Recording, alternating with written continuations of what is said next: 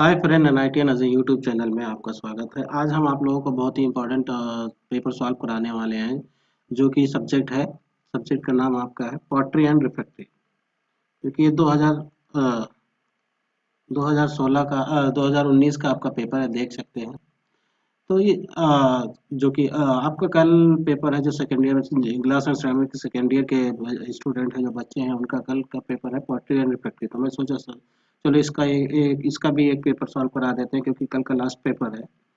शायद मेरे हिसाब से कल लास्ट पेपर है सेकेंड ईयर वालों का, तो उसको भी करा देते हैं, जिससे आपका पेपर अच्छा हो। अभी तक के जितने भी हमने क्वेश्चंस कराए हैं, पेपर कराए हैं, लगभग उसमें से 60-70% आ रहा है, वही रिपीट हो रहा है। जो भी समझाया है, बच्चे जो भी एग्जाम दे के आते हैं, वो कमेंट करते हैं कि उससे ये पेपर सॉल्व कराने से कुछ उनको कुछ ना कुछ बेनिफिट मिल रहा है, अच्छा है, उनके लिए फायदेमंद है। इसलिए मैं सोचता हूँ कि एक और करा देते हैं, कि आप लोगों को कुछ ना किसी तरीके से फायदा पहुंचाना है आप लोगों का। ठीक है, तो आप लोग वीडियो को पूरी देखा करें, तभी आपको समझ में आएगा। थोड़ा देख लेते हैं फिर कैसे आप लिखते होंगे, हमारी ये खुद नहीं समझ में आ रहा है। वीडियो तो आप लोग पूरी देखते नहीं, सभी लोग देखते नहीं। ठीक है, तो चलिए स्टार्ट करते हैं, देर ना करते हुए। तो फर्स्टली हमें क्या, आप लोगों को पता होगा मेरे बारे में, कि पहले मैं क्वेश्चंस के सब्जेक्ट के बारे में बात करता हूँ, कि सब्जेक्ट को क्यों इसमें ऐड किया जाता है। तो सब्जेक्ट जनरली क्या है, इसको हम पढ़ क्यों रहे हैं। तो जो भी पोट्री है या रिफैक्ट्री है, ठीक है, ये दो टाइप की इंडस्ट्री है। एक पॉटरी इंडस्ट्री, ठीक है, एक पॉटरी है, दो सब्जेक्ट है, एंड रिफैक्ट्री है।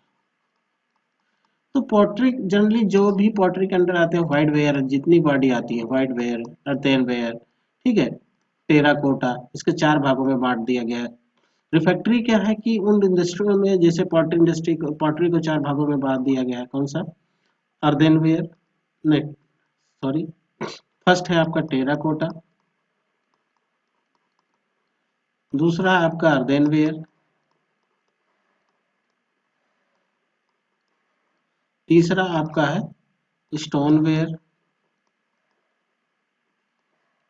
ठीक है, चौथा आपका है पोर्सलिन।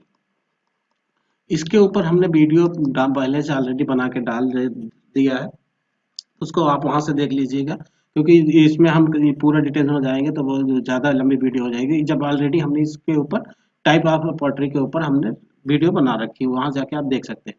तो ये क्या है, अर्धेन वेयर क्या है, जनरली इसमें स्ट्रेंथ इसकी तुलना में कम होता है। ठीक है, ये है जनरली ईंटे उटे खपरेल उपरेल जो भी आते हैं, रेड कलर की बॉडी आती है, इसमें कोई बहुत सारी इम्प्योरिटीज रहती हैं, सिंपल मिट्टी से बना दिया जाता है, फिर इस पे ग्लेज नहीं होता है। उसके बाद आता है अर्धेन वेयर। अर्धेन वेयर को क्या है, इसकी तुलना में टेराकोटा की तुलना में अर्धेन वेयर को उच्च टेम्परेचर में पकाया जाता है, उस पर ग्लेज चढ़ा दिया जाता है।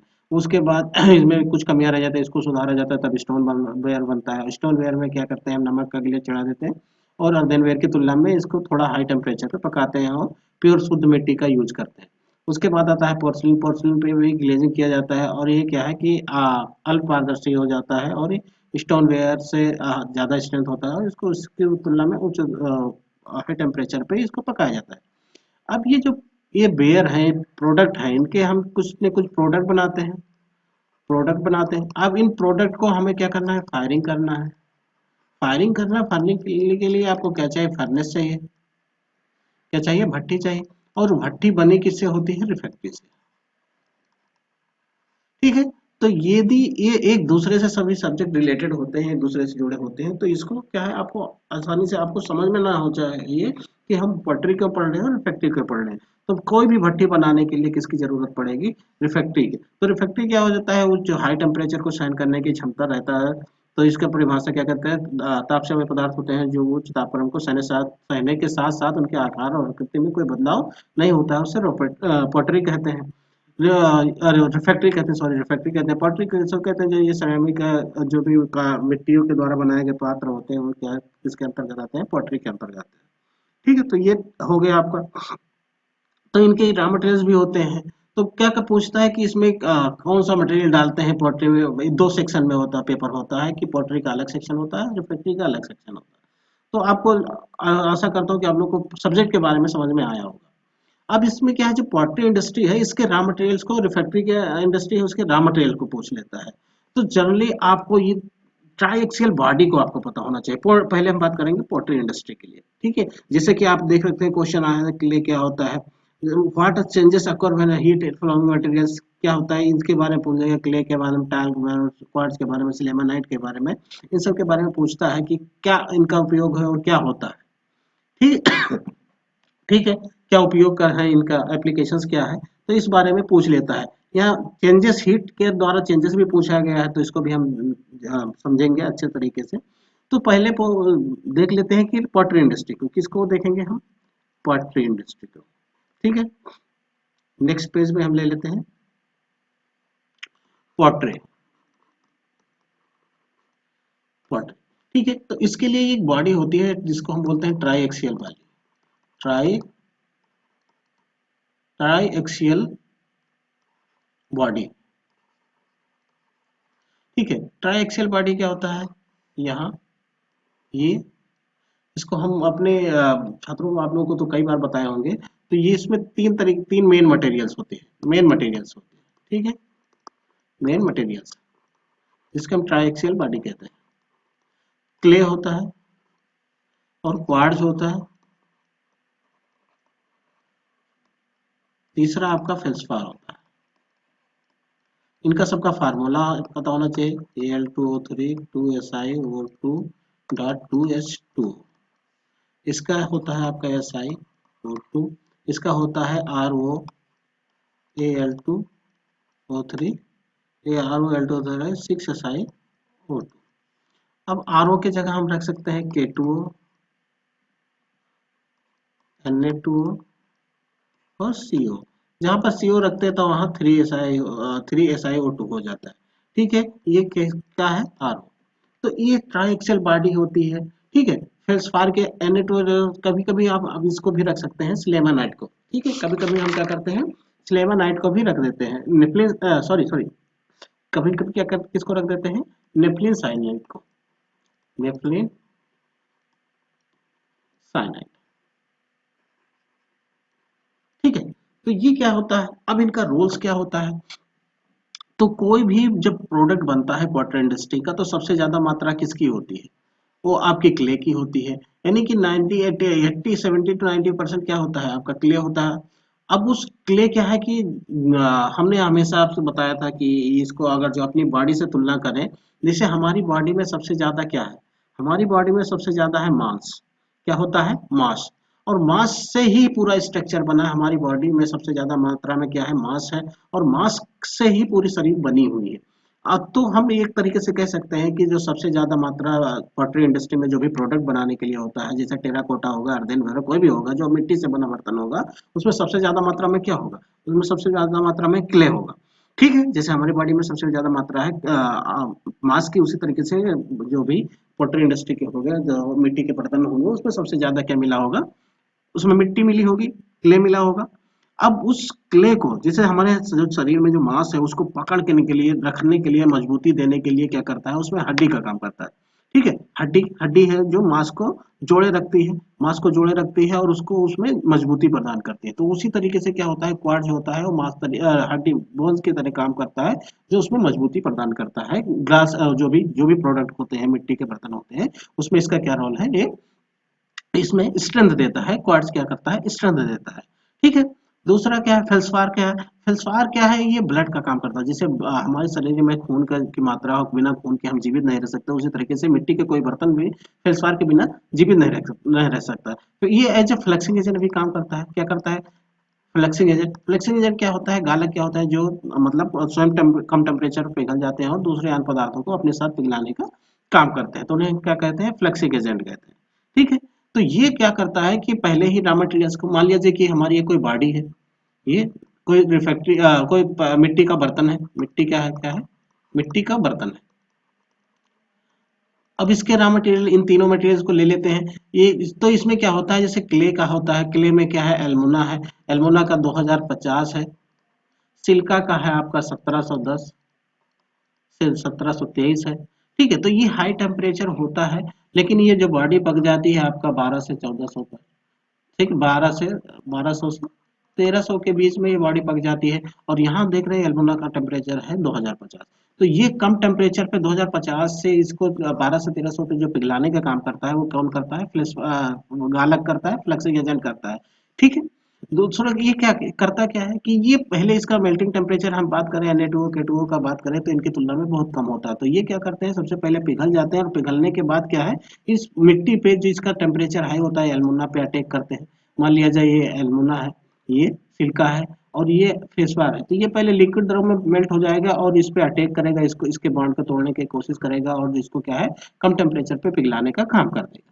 ठीक है, तो ये क्या करता है फ्लेक्सिंग एजेंट, उसमें ब्लड का काम करता है, उसमें उसके जो पोरोसिटी होते हैं, छिद्र होते हैं, उसको भरने का काम करता है। दूसरा क्या है, उसको कम टेम्परेचर पर पिघलाने का काम करता है। ये किस कौन करता है, फेल्सपार करता है। क्वार्ट्ज क्या करता है कि उसमें जो मिट्टी के बर्तन होते हैं उसमें मजबूती प्रदान करता है। और पूरा बॉडी जो बनी होती है, जो पूरा स्ट्रक्चर बना होता है मिट्टी के बर्तन का, मतलब किसके बना होता है, मिट्टी का ही बना होता है। ठीक है, तो ये ट्राइएक्सियल बॉडी है। स्लेमानाइट का भी पूछता है, तो स्लेमानाइट भी एज ए फ्लक्सिंग एजेंट काम करता है कि ये लो टेम्परेचर पर पिघल जाता है और दूसरे अन्य पदार्थों को पिघलाने का काम करता है। ये क्या होता है, स्लेमानाइट की बात करें क्या होता है, नहीं, नेफ्लिन साइनाइट, सॉरी, मेरे पास स्लेमानाइट क्यों नाम है, नेफ्लिन साइनाइट। ठीक है, तो नेफ्लिन साइनाइट भी ऐसे फ्लक्सिंग एजेंट है, फ्लक्सिंग एजेंट है। इसका इसका जो है ये क्या होता है, सोडियम, ठीक है, क्या होता है, सोडियम, पोटेशियम, एल्मोना, सिलिकेट। ठीक, ये क्या है, तो सोडियम पोटेशियम एल्युमिनो सिलिकेट होता है, तो सोडियम भी पाया जाता है, पोटेशियम भी पाया जाता है, एल्युमिना भी पाया जाता है। ठीक है, लेकिन इसका एक एडवांटेज क्या है, अदर फेल्सपार की तुलना में, जैसे पोटास फेल्सपार, सल्फर फेल्सपार की तुलना में बात करें तो नेफ्लिन साइलेंट में क्या होता है, नेफ्लिन साइनाइट में क्या होता है, इसमें फ्री सिलिका कम होता है। क्या है, फ्री सिलिका या क्वार्ट्ज जो फ्री रूप में होता है वो कम होते हैं, जिससे क्या है इसमें इसका एक्सपेंशन बढ़ जाता है। जो बॉडी, इससे बॉडी बनाई जाती है, जो भी इसमें जिसमें सिग्निफिकेंट साइलेंट डाला जाता है, उससे क्या होता है, उसका थोड़ा एक्सपेंशन कम हो जाता है। ठीक है, थर्मल एक्सपेंशन कम हो जाता है। तो ये मेन मटेरियल्स है। अब मेन मटेरियल्स के सिवाय और भी डालते हैं, जैसे बाइंडिंग मटेरियल भी डाला जाता है। ठीक है, बाइंडिंग मटेरियल डाला जाता है। ठीक है, फिलर डाला जाता है। ठीक है, तो इस तरीके से कई सारे मटेरियल हैं जो भी पॉटर इंडस्ट्री में यूज किए जाते हैं। ठीक है, तो आशा करता हूँ कि आपको रॉ मटेरियल्स के बारे में, ट्राई एक्सेल के बारे में ये बार बार आता है, बार बार पूछता है, जैसा कि आपने पिछले देखा है कि क्या पूछ रहा है, क्ले। ठीक है, क्या पूछ दिया है उसने, क्ले। अब क्ले पे हीट का क्या प्रभाव पड़ता है, तो क्ले पे हीट का प्रभाव हम देख सीखते हैं कि क्या प्रभाव पड़ता है। ठीक है, तो क्ले, क्ले हो गया, टाल क्वार्ट्ज हो गया, सिलेमानाइट हो गया, तो इन पे क्या प्रभाव पड़ता है। ठीक है, तो हम सीखेंगे क्ले के बारे में। ठीक है, ठीक है, तो effect of heat on clay. ठीक है, तो इस पे क्या प्रभाव पड़ेगा, क्ले पर क्या है, क्या प्रभाव पड़ेगा, जब हीट डालते हैं मिट्टी पर, तो उसका ताप का प्रभाव, यानी कि मिट्टी पर ताप का प्रभाव, ऐसा बोल सकते हैं, मिट्टी पर ताप का प्रभाव। जब ये इसको हम हीट करते हैं, हीट करते हैं L2O3 2Si O2 dot 2H2O को जब हीट करते हैं, तो ये हीट करने पर इसके फेज ट्रांसफॉर्मेशन होता है। पहला क्या बनता है आपका, सिलेमानाइट। एक बार इसका टेम्परेचर देख लेना कि कितना टेम्परेचर पे चेंजेस होता है, उसके बाद आपका वो क्या बनता है, मोलाइट। ठीक है, तो ये इसका अवस्था परिवर्तन होता है, ये होता है आपका क्ले। जब इसको हीट किया जाता है तो ये इसके क्या है, एल्मोना सिलिका अलग हो जाते हैं, ये एल्मोना Al2O3 और ये 2SiO2 ये क्या होता है, अलग हो जाते हैं। फिर जब और हीट करते हैं तो ये 3Al2O3 2SiO2 बन जाता है, मोलाइट बन जाता है। तो इस तरीके से ये एक फेज ट्रांसफॉर्मेशन होता है। तो ये किस पे क्या है, सिलिका क्ले पे मिट्टी का प्रभाव पड़ता है। उसी तरीके से यदि आप SiO2 को आप हीट करोगे तो इसमें क्या होता है कि ये इसका भी टेम्परेचर होता है, इसका भी अवस्था परिवर्तन होता है। जब इसको आप हीट करोगे तो क्या बनेगा, आपका ये ट्रीडमाइड में बनेगा, ट्रीडेमाइट। ठीक है, जो कि टेम्परेचर आपका होता है 870। ठीक है, तो तो आज तो 70 होता है। इसके बाद जब ट्रेडेमाइड में मिलता है तो इसके 16% का वृद्धि होता है। किसमें वृद्धि होता है? वायलम में इसका एक्सटेंशन होता है। उसके बाद कन्वर्ट होता है क्रिस्टोबिलाइट। तो इसमें क्या होता है? इसमें 2% शायद 2% का आपका वॉल्यूम श्रिंकेज होता है। वॉल्यूम श्रिंकेज मतलब सिकुड़ता है। तो ये क्या होता है? मिट्टी पर ये 1470 डिग्री पे होता है। तो ये क्या होता है कि ये उसके जब मिट्टी पर कोई प्रभाव डालता है, कोई टेम्परेचर हीट दिया जाता है, तो उसके अवस्था परिवर्तन होता है। ये मटेरियल ऐसे होते हैं जिनका अवस्था में परिवर्तन होता है, उनके फेज ट्रांसफॉर्मेशन होता है। ठीक है। तो और अगर हम देख देते हैं, जैसे इन सारे मटेरियल्स के बारे में हमने समझा दिया कि क्या होते हैं क्या नहीं होते हैं। नेक्स्ट हम देखते हैं। नेक्स्ट, ठीक है, नेक्स्ट क्या देखते हैं?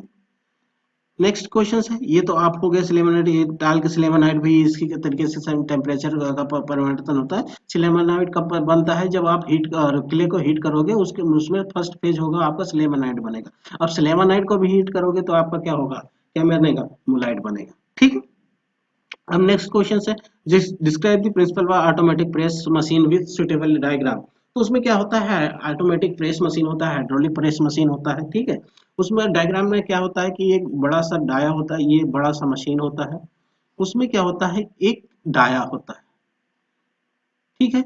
ये क्या है? सॉरी, एक बार अलग बना देते हैं। ये क्या है? आपका डाया है। ये डाया होता है। इसमें क्या है? पाउडर को भरा जाता है। इसमें क्या क्या किया जाता है? पाउडर को भरा जाता है। और ये एक ऊपर होता है पंच। ठीक है। ये क्या होता है? पंच। ठीक है। ये सॉलिड फॉर्म में होता है। अब ये पंच क्या होता है? मूवेबल होता है। यदि इसको आप ऊपर कर सकते हो, नीचे कर सकते हो। तो ये जो मोल्ड हो, ये जो होता है, पंच होता है। ठीक है। ये पंच होता है, ये इसमें बैठ जाता है। इस पे जब प्रेशर दोगे तो इतना ही होता है, जितना इसके बीच के गैप है, जितना इसका आयतन है, उसी आकार का उतना ही इसमें बनाया जाता है कि इस पे प्रेसिंग करोगे तो ये क्या करेगा? प्रेस कर देगा। इसमें क्या हो जाएगा? इसमें प्रेस हो जाएगा। तो ये मटेरियल इस साइड में देख सकते हैं कि जैसे इस तरीके से ये भी है। तो यहाँ पर क्या हुआ?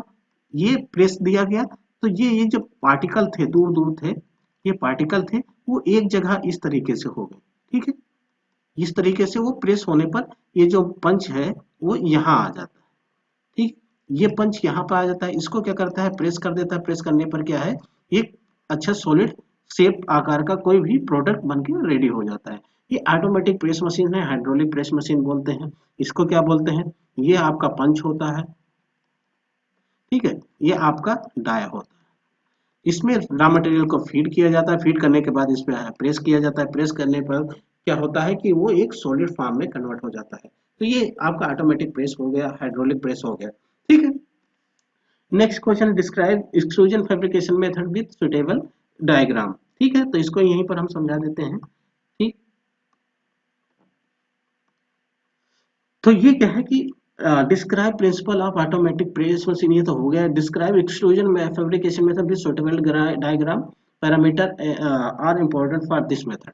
तो जो एक्सट्रूजन मेथड है, एक्सट्रूजन मेथड,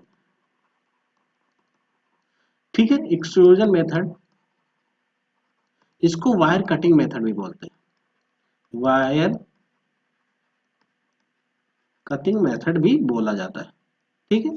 इसमें दो प्रोसेस अपनाए जाते हैं। इसमें दो मशीनें बढ़ जाती हैं। पहला आपका है फिल्टर प्रेस, दूसरा आपका है पग मिल। मैंने शेपिंग विधियां भी पढ़ाई थी, शायद आपको नेक्स्ट प्रीवियस पेपर में, पिछले पेपर में हमने पढ़ाया था। ड्राई, ठीक है, dry shaping method, dry dry method, semi dry method, semi dry method, और तीसरा आपका वेट मेथड, वेट मेथड। ठीक है। तो सेमी ड्राई, ये हमें चाहिए सेमी ड्राई या सेमी वेट, या वेट, सेमी वेट मेथड के द्वारा। तो क्योंकि हमें केक रूप में चाहिए, तो केक रूप में जब हम स्टार्टिंग करेंगे, जब इसका प्रोसेस स्टार्टिंग करेंगे, तो वेट मेथड के द्वारा स्टार्टिंग करेंगे। वेट मेथड, इसमें क्या करेंगे? 50% आपका वाटर होगा, और 50% आपका रॉ मटेरियल होगा। ठीक है, रॉ मटेरियल होगा। इसको क्या है कि अच्छे से क्रशिंग ग्राइंडिंग करके और बाल मिल में क्या है मिक्सिंग करके इसको कहाँ पर ले जाएंगे, आपको फिल्टर प्रेस में ले जाएंगे। कहाँ ले जाया जाता है, फिल्टर प्रेस में। फिल्टर प्रेस में क्या होता है कि उसमें से जो 50% वाटर है वो 20 to 30% तो उसको बाहर निकाल देता है, और वहां से हमें क्या मिलता है, केक मिलता है। क्या मिलता है, केक मिलता है। अब उस केक को हम कहाँ डालते हैं, पग मिल। अब पग मिल कैसी होती है, ये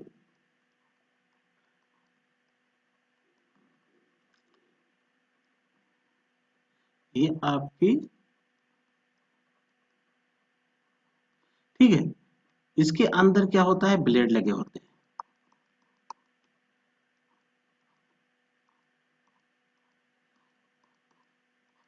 ठीक है, ये ब्लेड एक शाफ्ट से कनेक्टेड होता है, और एक शाफ्ट किससे, एक मोटर से कनेक्टेड होती है।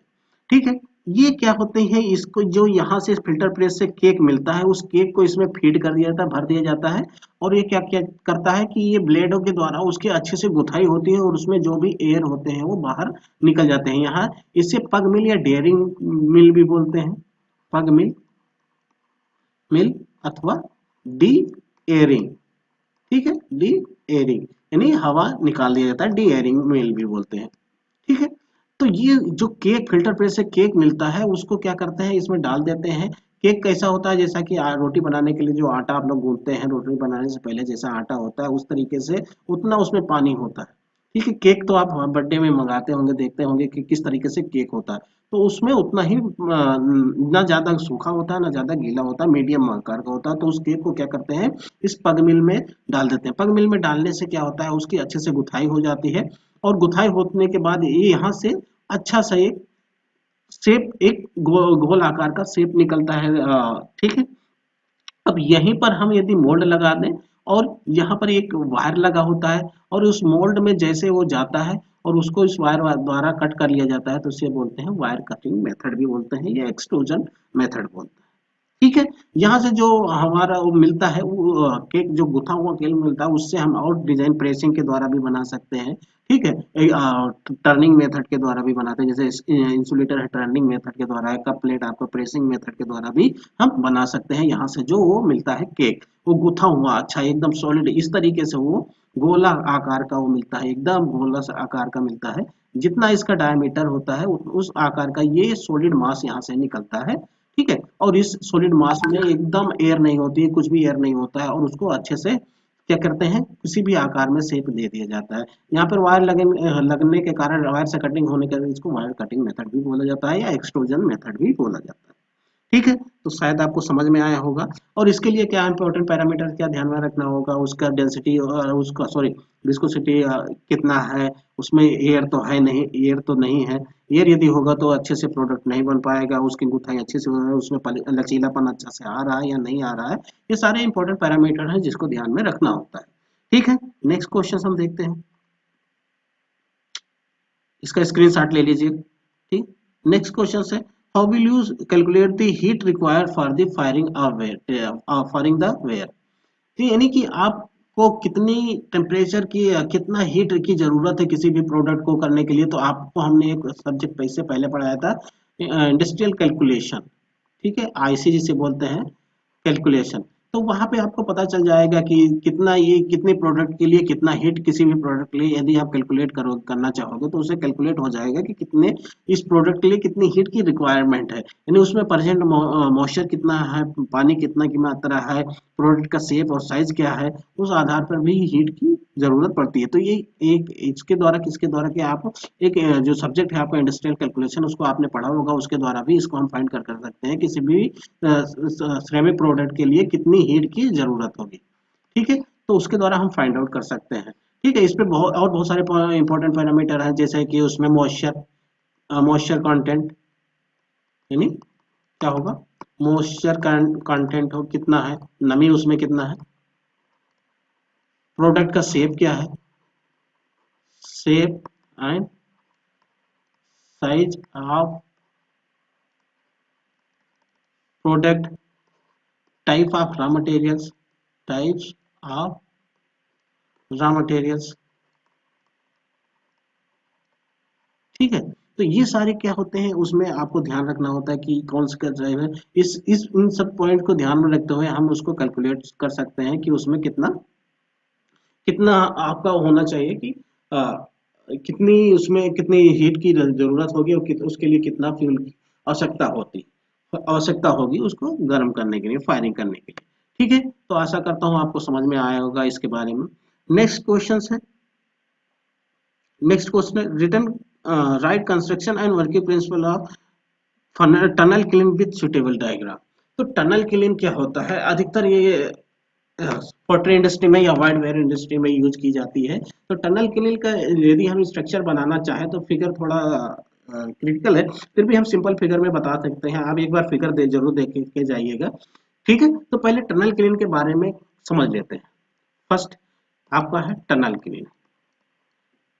टनल क्लीन, इसे आप सुरंग भट्टी भी बोलते हैं। सुरंग भट्टी भी बोला जाता है। ठीक है, अब टनल क्लीन होती कैसे है, ये आपका इस तरीके से कुछ ऐसा आकार होता है। ठीक है, एक बार देख लीजिएगा, फिगर देख के जाइएगा, मैं समझा दे रहा हूं। ठीक है, इसमें क्या है, पटरियां बिछी रहती हैं, रेल की पटरियां आप लोगों ने देखा होगा, रेल की पटरियां बिछी होती हैं। ठीक है, इस पे क्या है, ट्रॉली चलती है। इस पे क्या है, ट्रॉली चलती है। ठीक है, इस पे ट्रॉली चलती रहती है। इसी ट्रॉली पे ये ये जो होते हैं इसको क्या बोलते हैं, क्लीन फर्नीचर। आपने आईओ में पढ़ा होगा क्लीन फर्नीचर। यहीं पर हमारा प्रोडक्ट रखा जाता है। ठीक है, ये मान लिया जाए कोई प्रोडक्ट है ये। ठीक है, ये प्रोडक्ट यहाँ पर रखा जाता है। ये जो रेल की पटरियां होती हैं इसकी साइड में क्या करते हैं, बालू बिछा दिया जाता है। इसके जो साइड में होता है क्या बिछाया जाता है, बालू, सिल्का। ठीक है, इसके इस साइड में इसका बिछाने का मेन रीजन क्या है, ये जो व्हील है, पहिए हैं, इन बालुओं में एकदम अंदर जमी होती है, धसी होती है, इसी के अंदर वो चलता है। ये दोनों साइड में इसके क्या बिछा दिया जाता है, बालू बिछा दिया जाता है। बालू बिछाने का मेन रीजन है क्योंकि ये आयरन है, आयरन है। ठीक है, लोहा है, ये भी लोहा है, जो पहिए हैं ये भी लोहा है।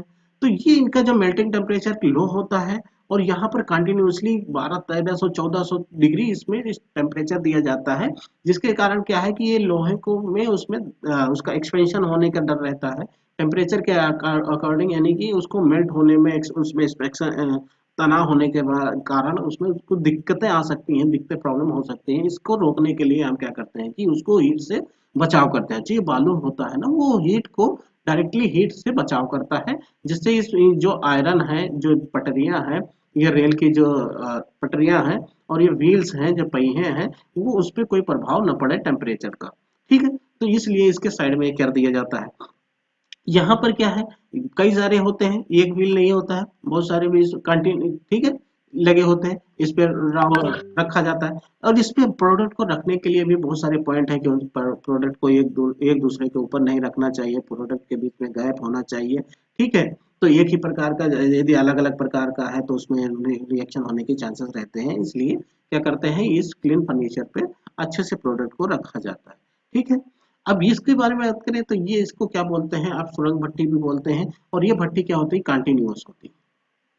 कौन सी किस टाइप की भट्टी होती है, ये कंटिन्यूअस भट्टी होती है जो कि लगातार चलती रहती है। ठीक है, लगातार चलती रहती है, इसको बंद नहीं करना पड़ता है, यानी कि इसको शट डाउन नहीं करना पड़ता है। प्रोडक्ट इस साइड से एंट्री करता है और इस साइड से आपको एग्जिस्ट कर जाता है, यहाँ से मतलब जाता है, ये ट्रॉली यहाँ से एंटर करती है, अंदर जाती हैं और यहाँ से ये वो बाहर निकल जाती है। प्रोडक्ट को इसमें क्या होता है, यहाँ तीन चार जोन में, चार जोन में डिवाइड होता है। ये आपका क्या है, मॉइस्चर है। ठीक है, यहीं पर क्या होता है कि आपका ड्रायर रूम भी बना होता है और यहाँ पर चिमनी लगी होती है जो धुएं का। अब इसमें क्या करते हैं कि ये जो यहाँ पर जो बर्नर लगे होते हैं, ये यहाँ मॉइस्चर रिमूवर होता है, यहाँ ड्राइंग होता है, यहाँ फायरिंग होता है और यहाँ कूलिंग हो जाता है। ठीक है, 4 जोन होते हैं। जो हीट है वो क्या करता है कि यहाँ से बर्नर जो लगे होते हैं, हीट ऐसे राउंड राउंड घूम करके चारों तरफ प्रोडक्ट को गर्म करते हुए यहाँ से चिमनी में बाहर जाती है। अब जब यहाँ चिमनी में बाहर जाते समय क्या करते हैं, जो ग्रीन अवस्था में जो प्रोडक्ट है सबसे पहले एंट्री यहीं पर करता है। तो जो ये गर्म गैसेस हैं, जो ये गर्म गैसेस हैं, वो इन प्रोडक्ट के संपर्क में आती हैं, जिससे क्या है कि प्रोडक्ट जो इसकी हीट है, एनर्जी है, उसकी जो ऊष्मा है, जो गर्मी है, उसको ये ठंडे प्रोडक्ट उसको ले लेते हैं, और उसमें जो फ्लू गैसेस है यानी धुआं है वो बाहर साइड में निकल जाता है। ठीक है, तो यहाँ पर क्या होता है, उसका ये दो फायदे हो जाते हैं, क्योंकि जो धुआं बाहर जाता है एटमॉस्फेयर में, वो क्या करता है, बाहर के टेम्परेचर को बढ़ा सकता है। तो यहाँ पर जब वो एनर्जी यहाँ पर दे देता है, तो क्या है, जो फिर धुआं बाहर निकल के जाता है वायुमंडल में, जो जब धुआं जाता है उसमें एनर्जी नहीं होती, वो उतना गर्म नहीं होता है। तो पहला तो ये फायदा क्या हुआ कि हमारा एनवायरनमेंट सही रहा, वहाँ टेम्परेचर उसका इंक्रीज नहीं हुआ, ओजोन लेयर पर कोई प्रभाव नहीं पड़ा। दूसरा क्या है कि ये दूसरा क्या है कि जो एनर्जी थी उसका हमने यूटिलाइज कहाँ कर लिया, उसका उपयोग कहाँ कर लिया, कि जो ये प्रोडक्ट है उसको सुखाने के लिए कर लिया।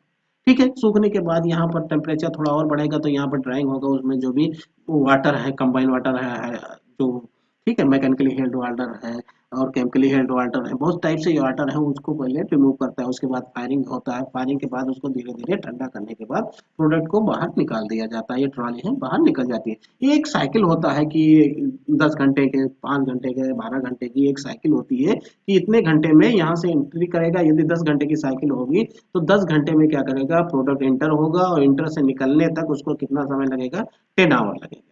इतने घंटे में वो प्रोडक्ट ड्राई फायरिंग और कूलिंग होके वो बाहर की तरफ निकल जाएगा। ठीक है, तो आपको समझ में शायद आशा करता हूँ कि आप लोगों को थोड़ा बहुत तो समझ में आया होगा। ये जो उसकी दीवारें बनाई जाती हैं वो रिफ्रैक्टरी की बनाई जाती हैं।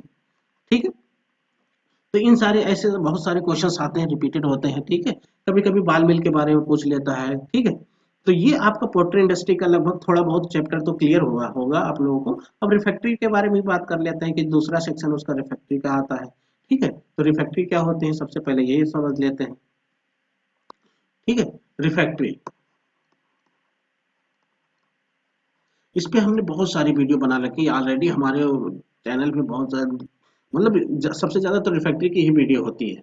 ठीक है, पड़ी हुई है, उसको आप देख लीजिएगा, रिफैक्ट्री आपको क्लियर हो जाएगा। टाइप्स की बात करें, पहले तो डिफिनेशन की बात कर लेते हैं। डिफिनेशन क्या है, ताप से वह पदार्थ होते हैं, ताप से वह पदार्थ होते हैं जो कि उच्च तापक्रम को सहने के साथ साथ इसके आकार और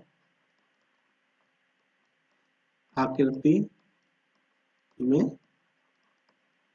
कोई बदलाव नहीं होता, बदलाव नहीं होता है। ठीक है, ये तो उसकी डिफिनेशन हो गई। Refractories are those material which are withstand at high temperature without changes in shape and size. ठीक है, तो अब उसका क्या करते हैं, क्या है, रॉ मटेरियल्स पूछ लेता है। रॉ मटेरियल्स, तो इसके रॉ मटेरियल्स जनरली दो प्रकार के होते हैं, एक तो नेचुरल होता है, नेचुरल यानी प्राकृतिक होता है, दूसरा आपका होता है आर्टिफिशियल यानी कृत्रिम। ठीक है, प्राकृतिक वे होते हैं जो प्राकृतिक रूप में पाए जाते हैं, जैसे सिल्का हो गया, साइवोट हो गया, बाल क्ले हो गया। ठीक है, नहीं सॉरी, फायर क्ले हो गया। ठीक है, ये डोलोमाइट कैल्साइट, डोलोमाइट कैल्साइट, इसका हो गया silicon carbide, silicon nitride, silicon nitride. ठीक है, सिलिकॉन नाइट्राइड। ठीक है, तो ये क्या हो गया, ये क्या होती हैं, आर्टिफिशियली होती हैं। तो ये इनके आधार पर इनसी के हम क्या करते हैं, रिफ्रैक्टिव बनाते हैं। सिलिका सिलिका का लेके सिलिका रिफ्रैक्टिव बनाया जाता है। डोलोमाइट को लेके डोलोमाइट रिफ्रैक्टिव बनाए जाते हैं। फायर के लिए को लेकर फायर के लिए रिफ्रैक्टिव बनाए जाते हैं। उसी तरीके से सिलिका और कार्बन को मिला दिया तो सिलिका कार्बन होता है, सिलिका पर नाइट्रोजन को मिला जाता है तो सिलिका नाइट्राइड हो जाता है। तो इस दो तरीके से होते हैं। अब टाइप पूछ लेता है, ठीक है। हम इस पे ज्यादा रिफ्रैक्टिव पे नहीं, क्योंकि ऑलरेडी हमने बहुत सारे वीडियो रिफ्रैक्टिव की अपलोड कर रखी है। आप उन्हें देखिए, वहां से सब कुछ मिल जाएगा, कुछ ऐसा नहीं रहेगा जो वहां से नहीं मिलेगा। हम रिफ्रैक्टिव के बारे में ज्यादा नहीं बताएंगे, आप वहां जाके वीडियो देखिए, नहीं तो वीडियो लंबी हो जा रही है। आपको जब ये ऑलरेडी मिल रहा है तो वहां जाके चेक कर लीजिए, वो अच्छे से आपको समझ में आ जाएगा। ठीक है, हर एक रिफ्रैक्टिव के बारे में हमने बता रखी है। ठीक है, तो टाइप्स के बारे में बात करते हैं तो क्या होता है, इसका होता है नेचर के आधार पे बांट दिया जाता है, नेचर के आधार पे। ठीक है, उसके बाद आपका है शेप के आधार पे उसको बांट दिया जाता है। तीसरा आपका क्या है, टेम्परेचर के आधार पे बांट दिया जाता है। नेचर के आधार पे आपको एसिडिक, दूसरा आपका बेसिक है, तीसरा आपको न्यूट्रल है। अब तक इसी के बारे में पूछता है तो एसिडिक वेरी फैक्ट्री होती हैं तो जो क्या है कि क्षारों से एसिडिक से क्रिया नहीं करती है, लेकिन हम बेसिक से रिएक्शन कर लेती हैं। बेसिक रिफ्रैक्टिव होती हैं जो एसिडिक से बेसिक से रिएक्शन नहीं करती है, लेकिन एसिडिक से कर लेते हैं। न्यूट्रल जो रिफ्रैक्टिव होती हैं जो दोनों से नहीं रिएक्शन करती है। शेप के आधार पे ये एक पोरस होता है, दूसरा डेंस होता है। ठीक है, टेम्परेचर के लो मीडियम हाई, लो मीडियम हाई, ठीक है, फिर सुपर ड्यूटी। तो इस तरीके से टेम्परेचर के आधार पर बांट दिया जाता है। फिर इनमें से किसी एक मटेरियल पूछ जाता है कि मटेरियल की रिफ्रैक्टिव कैसे बना होती है, कैसे बनाया जाता है। तो आपको बनाने की विधि एक बार आप समझ लें, ठीक है, कैसे बनाया जाता है। तो हमने क्या बताया भी है, पहले से भी बता रखा है कि किस तरीके से बनाते हैं। ठीक है, रिफ्रैक्टिव बनती कैसे है, तो मैन्युफैक्चरिंग ऑफ रिफ्रैक्टिव ब्रिक।